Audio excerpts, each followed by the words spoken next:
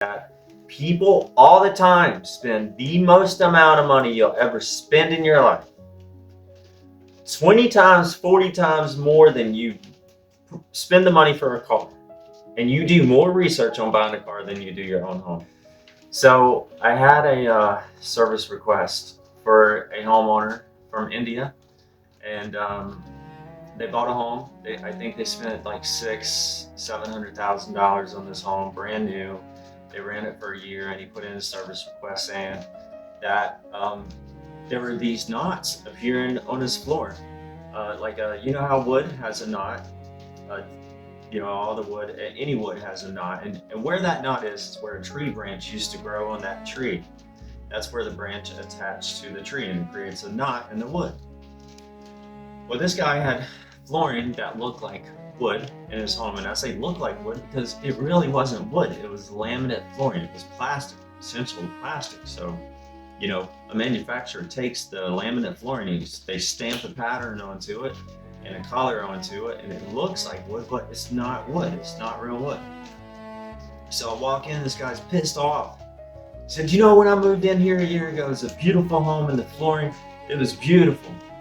But now as I walk around and I look around, there's just knots appearing on the floor. There's knots popping up everywhere. He said, look, they're all over the place. The knots are just coming up here, there, everywhere. And I'm pissed off about it. Now the floor looks ugly. Wasn't like this when I moved in.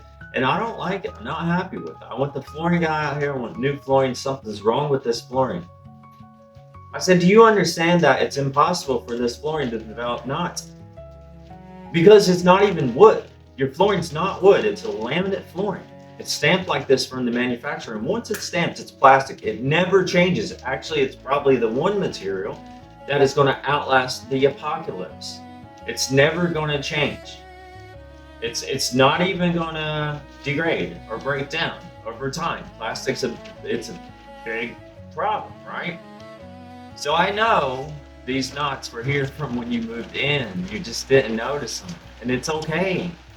We all do this, but this is the problem when you buy a new home. You're so excited to buy a new home. You look over all the small things, and it's not until later, until you sit down and you got to relax and things slow down. You're in the home that you realize all these small things, but they were there from the beginning. This is one example. There was theoretically no way these knots could develop over time in this guy's house any more than they were when he first moved in. When he first moved in, the floors looked exactly the same because they're plastic, right? It's manufactured to look like wood. It's not wood. It doesn't have the ability to develop a knot. And actually, dead wood, after it's cut from the tree, doesn't have the ability to develop a knot, right? Because a knot is a tree branch that grows off the tree. Once you cut it, the branch no longer grows. But again, this wasn't even wood. This is plastic. The guy didn't take my explanation for what it was. He was pissed off. He contacted the builder and complained and wrote a nasty review, and then went to request for the flooring company, the manufacturer of the flooring company, to come out. I contacted Mohawk, which is a huge flooring company. They would not even entertain it, which I expected. But I did that just for the client, for his well-being, saying, hey, I did contact them. They're not going to entertain this. It is what it is, and it's exactly what I told you. These knots have been here when you moved in. Sorry if you bought the house like that. You're stuck with it. That's the flooring you're stuck with. If you don't like the flooring, change the flooring. But it's been like this from day one. There's nothing wrong with your flooring. He wasn't happy, but that's the way I had to leave it. But this goes to show you that people all the time spend the most amount of money you'll ever spend in your life. 20 times, 40 times more than you spend the money for a car. And you do more research on buying a car than you do your own home. When you make the biggest investment of your life, you literally accept it as is. You may have one inspection, and that's from a home inspector. Well, the home inspector is there to look for code issues, safety concerns, things that will keep you living and safely living in that home. Not aesthetics. Most of them have no clue what to look for as far as punch list items. when I say punch list items, I'm talking about the small little things that you're going to notice after 12 months living in the brand new home that you just spent almost $1 million on. You have to contact a third-party inspector that specializes in punch list items, not a home inspection. A home inspection is more about the bare bones of your home, the structure of your home. The importance, they are very important, but the code and safety issues of your home is what a home inspector is there for. But for aesthetics and door functionality and all these nuances, you've got to get a third-party inspector that does punch list items. It looks for all these little small things. And it's extremely important because, again, you're making the biggest purchase of your life. You're spending almost $1 million.